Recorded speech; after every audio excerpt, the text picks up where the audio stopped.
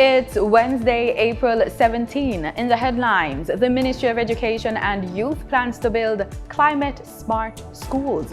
In business news, trade movements on the local, regional and international scene. Regionally, businesses hoping Middle East tensions will not impact Barbados. And in sports, Hayley Matthews named Wisden Leading T20 Cricketer in 2023. This is the news on PBC Jamaica. I'm Simone Absalom Gale.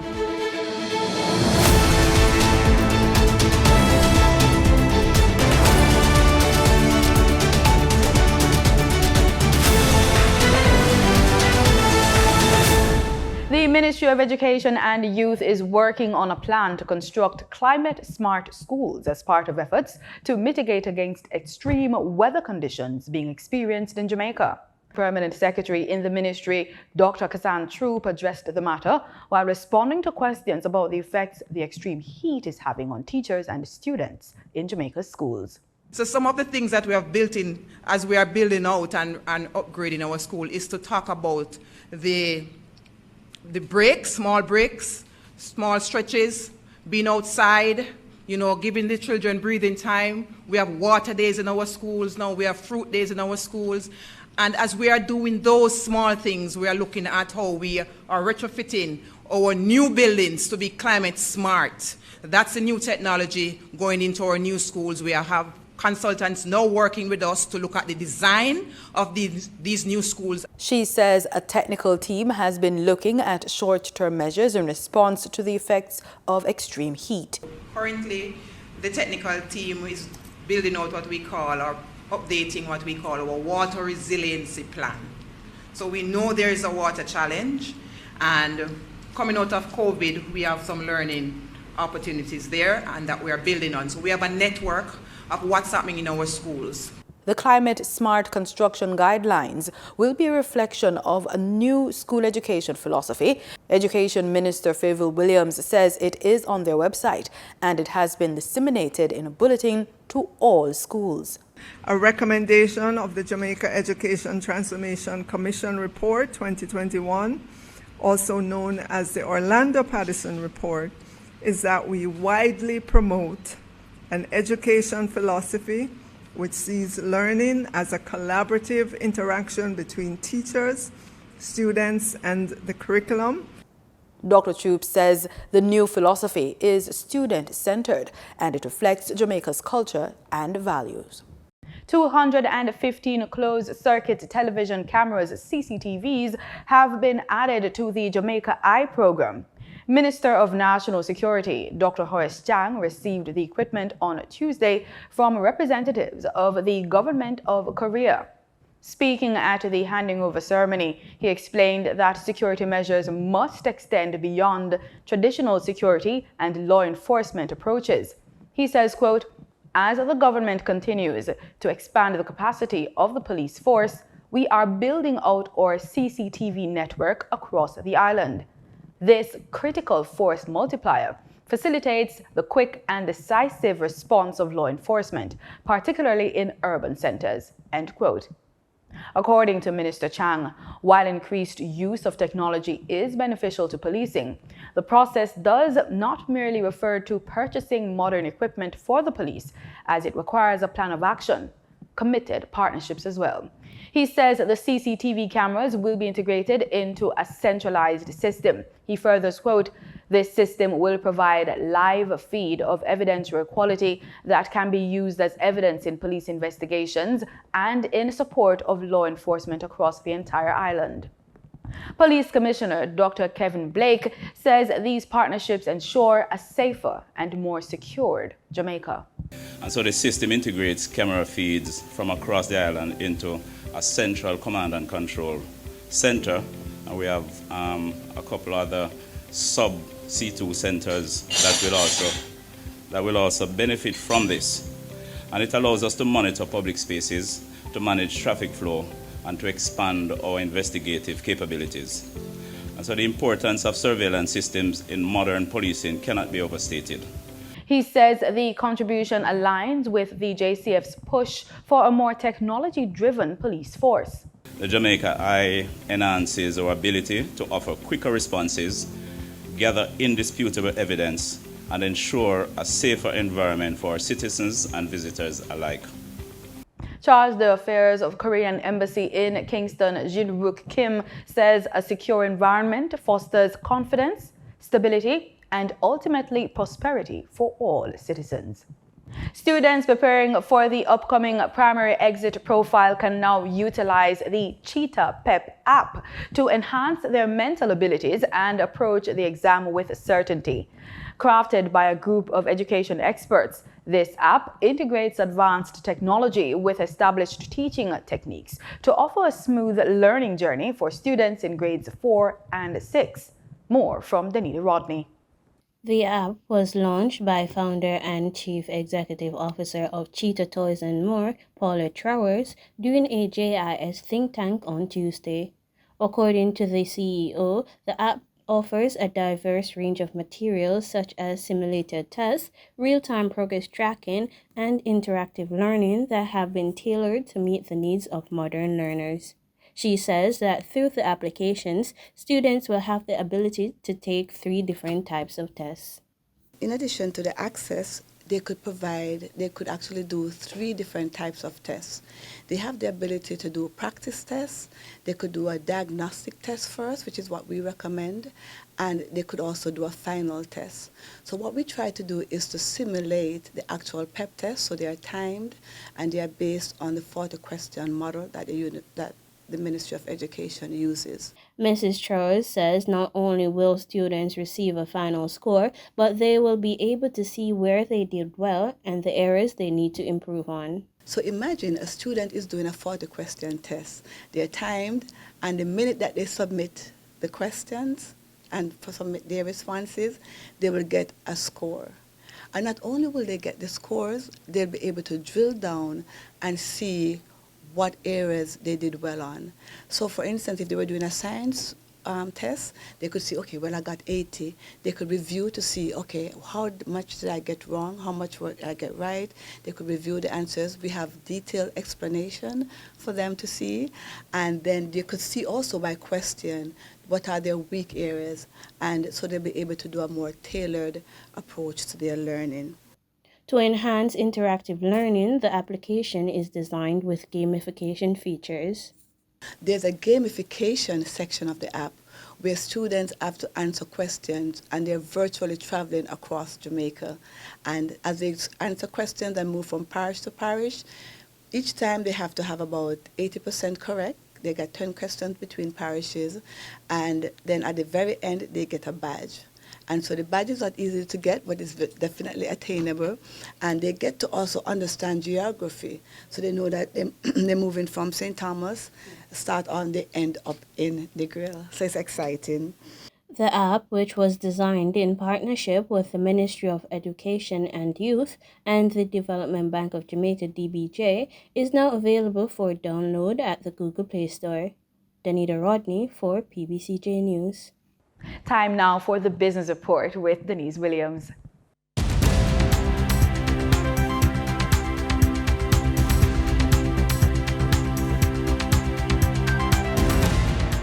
Good day, everyone, and thank you for joining us on the Business Report.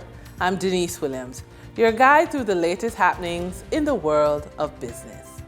Cygnus Real Estate Finance Limited reported a 38% decrease in interest income, totaling $88.12 million for the 6 months ended February 29, 2024, compared to the $142.21 million in the corresponding period last year. Interest income for the second quarter decreased 34% to close at $44.28 million compared to $67.27 million for the comparable quarter in 2023. Operating loss for the 6 months ended February 29, 2024 amounted to $319.32 million, a 5% increase relative to $305.17 million reported in 2023. Loss for the period for the 6 months amounted to $320.13 million, a 6% increase from the $301.87 million reported in 2023. Margaritaville Turks realized revenue of US $1.90 million for its third quarter ending February 29. Revenue for the similar period in 2023 was US $2.20 million. The company earned a net profit of US $222,174, down from US $725,180 for the corresponding period. For the 9-month period, passenger totals were 667,952, or a 6.6% improvement on the 626,569 passengers for the similar period in the revenue last year. The revenue reflected the increase in passenger totals of US $5.25 million. For the same 9-month period in 2023, US $4.98 million was earned. Fewer businesses felt their profits were better than expected in the first quarter of 2024. In the latest Business Confidence Survey conducted by Market Research Services, Executive Chairman Don Anderson said only 18% of firms held that view. That's down from 26.3% of businesses polled at the end of 2023 and 20% for the first quarter in 2023. During trading on April 16, 2024, the top 3 advancing stocks covered the finance and food sectors on the Jamaica Stock Exchange. First Rock Capital Holdings Limited US dollar shares advanced 14.71% for a US 1 cent upward push in price to close at US 5 cents with 1,080 shares traded. Sterling Investments Limited US dollar shares advanced by 8.97% to close at US 2 cents with 36 shares traded. Consolidated Bakeries Jamaica Limited shares advanced 8.42% for a 17-cent price increase to close at $2.19 with 2,273 shares traded. On the declining stocks that traders experienced on April 16, 2024, the top 3 losers covered the real estate, finance, and entertainment sectors. KLE Group Limited declined by 13.57% for a 30-cent price drop to close at $1.91 with 1,000 shares traded. Stanley Motor Limited declined by 11.37% for a 78-cent downward price push to close at $6.08 with 2,220 shares traded. MFS Capital Partners Limited declined by 10.71% for an 18-cent drop to close at $1.50 with 41,551 shares traded. Over on the Twin Island Republic of Trinidad and Tobago Stock Exchange, trading on April 16, 2024 registered a volume of 82,752 shares crossing the floor of the exchange, valued at $831,862 Trinidad and Tobago dollars and 62 cents. Trinidad and Tobago NLG Limited was the volume leader with 29,106 shares changing hands for a value of 261,477 Trinidad and Tobago dollars and 72 cents, followed by Massey Holdings Limited with a volume of 22,088 shares being traded for 94,889 Trinidad and Tobago dollars and 62 cents. Moving from the money moves of investors, executives, and companies, we turn to the Forex market. On April 16, 2024, the Bank of Jamaica reported that US $42 million was bought from Forex traders, while US $44.67 million was sold to Forex traders. Buying directly from the Bank of Jamaica, foreign currency traders sold the US dollar for $156.63 and bought the US dollar for $154.49. The difference between the buy and sell rate was $2.14, which represents a profit from Forex traders for every US dollar traded. Canadian Forex traders earned a trading profit of $1.06 from transactions with the Bank of Jamaica. The Canadian dollar was sold at $113.69 and bought for $112.63. For traders looking at the British pound, they pocketed a profit of $5.26, selling it for $193.75 and buying it for $188.49. For our credit report tip of the day, having different types of credit options means you can achieve your life goals faster, provided you have a plan in place to pay back the debt. When you meet with your banker to talk about diversifying your credit options, explain that you've heard having different types of credit can help your credit score. Ask your banker to look at your credit report with you. Discuss what kinds of credit accounts you have now and if there are any gaps. And with that, we wrap up today's business report. I'm Denise Williams. Appreciate your company. Stay well informed, stay ahead of the curve. Until our next update, take care. Thanks, Denise. In regional news, local businesses are hoping for a calming of tensions in the Middle East to avoid any possible negative impact on the island. Iran reportedly launched more than 300 missiles and drones at Israel over the weekend. Since then, there has been concern about how and if Israel will respond and what it would mean for the rest of the world. Sharika Griffith has been following this developing story. Business leaders in Barbados are keeping a watchful eye on growing tension between Iran and Israel. Chairman of the Barbados Private Sector Association, Tricia Tanis, says while neither country is a major trading partner with the island, geopolitical instability in the Middle East could impact the supply of oil. We do have to see what the reactions are from the OPEC countries and countries like Saudi Arabia. We understand that, for instance, there's a little bit of a cooling of that relationship, perhaps as it relates to reaching out to the U.S. And those are the kind of things that we have to, the kind of undercurrents that we have to continue to monitor as it relates to the impact on oil prices and oil production. President of the Barbados Chamber of Commerce and Industry, James Clark, agrees it's a concern.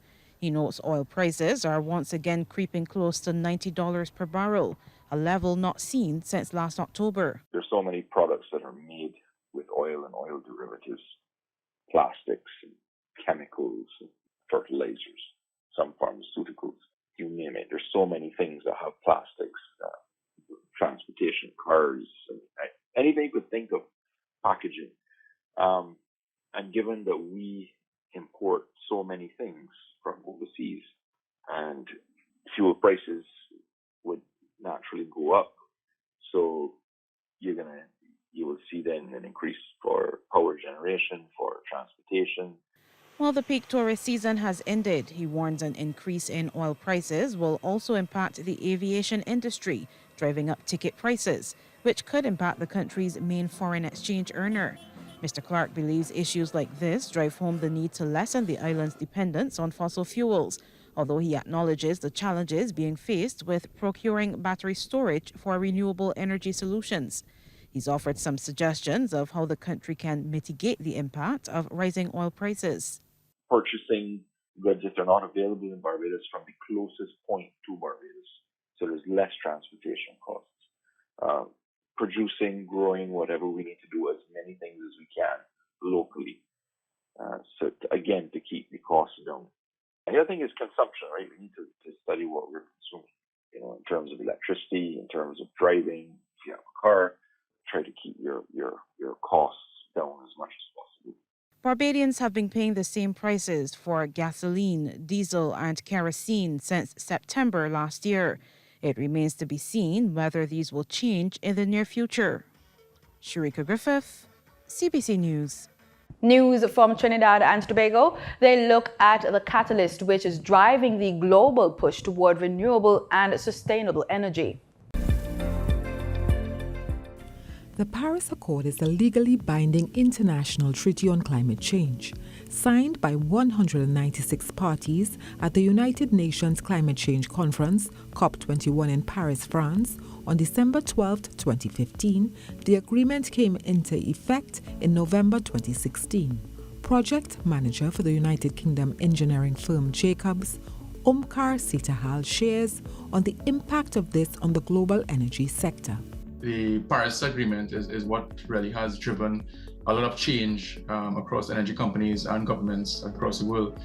So from this, the science basically that governs the overall principles in that COP is that in order for us to avoid the worst impacts of climate change and basically preserve a habitable planet, the global temperature increase needs to be limited to about 1.5 degrees Celsius above the pre-industrial levels. Mr. Sitahal points to the physical effects climate change is already having on the world. Currently, the Earth is at about 1.1 degrees warmer than what it was in the 1800s. So the emissions also continuing to rise as we speak. So what's happening is, based on this trend, it looks like we would definitely be above that 1.5 degrees marker. He explains the accord is seeking for overall emissions to be reduced by 45% by 2030 and to reach net zero by 2050. Now, it's important to understand as well that one of the main contributors to greenhouse gas emissions and, of course, basically this entire process is the energy sector actually contributes 75% of greenhouse gas emissions globally. So a lot of focus has been made by these energy companies to mitigate and, of course, follow this regulatory guidance. Mr. Sitahal highlights a project which his company is currently working on with an energy company. National Gas, which is one of the main energy companies in the UK, has pioneered this overall project, and the intention is basically to create a hydrogen-based energy supply across the UK. This is definitely at least a decade or more in terms of the overall execution. The project actually is currently in its initial engineering phase. President Dr. Irfan Ali again raised concerns about Guyana's traditional banking sector, noting that these entities must identify business opportunities for themselves and provide investments needed to make those ventures successful. The Guyanese head of state spoke at the opening of Tuesday's Local Content Summit. Banks cannot no longer be a counter that you deposit money and you get some, well, you don't get much interest anyhow. And you get a business model around that. And then you are very risk averse, so you look at the best opportunity for lending and you lend to that, so your returns are very high, as can be seen in your balance sheet and your announcements annually. That is not banking. That is a traditional approach to money management. Banking and finance is an art. It's an art of utilizing the liquidity in the system through structural mechanism to grow wealth and create wealth. And we need to move up this value scale in the banking sector to have more investment type bankers who are on a daily basis analyzing the opportunity in the market. And this requires some investment from the banking sector. It requires the banking sector to use more analytical tools in defining the opportunities for the country, but importantly, in modeling those opportunities and then going out to their clients. Now, this requires a big shift in the business mindset of the bankers and the client. In sports, West Indies women's cricketer Hayley Matthews has been named the Wisden Leading T20 Cricketer in 2023. The award comes after the West Indies women's cricket captain won a record 8 consecutive T20I match awards across 3 different continents. According to an ESPN report, Matthews averaged 88 with the bat at a strike rate of 144 and 12 with the ball during that sequence. Trinidad and Tobago bowed out of the CONCACAF Futsal Championships after a heavy defeat against the Dominican Republic. We have the unfortunate details in this report. Trinidad and Tobago men's futsal team faced off against the Dominican Republic in the CONCACAF Futsal Championships. Having lost their 2 previous matches, TNT needed a victory to keep themselves alive in the contest. TNT held their own for the first 10 minutes with things level until David Rondon opened the scoring for DR. Now it's Perez, puts it in front, back in front, and it's an easy finish for David Rondon. While pushing for an equalizer, the Dominicans launched a counter-attack, which was put away by Jose Billard to make it 2. Things went from bad to worse for TNT with 1 long ball. It's all it took to breach their defenses as they went down by 3. Going into the second half, it would take TNT until the score doubled to 6 for the Warriors to get on the score sheet, courtesy Jamil Neptune. The suffering would continue as the Dominicans looked to better their goal difference, with them running out resounding 11-1 winners. TNT finished at the bottom of Group C on 0 points, having lost all their 3 group games. Wayne Cunningham, TTT Sport. And that's it for the news on PBCJ. Remember, we are the People's Station.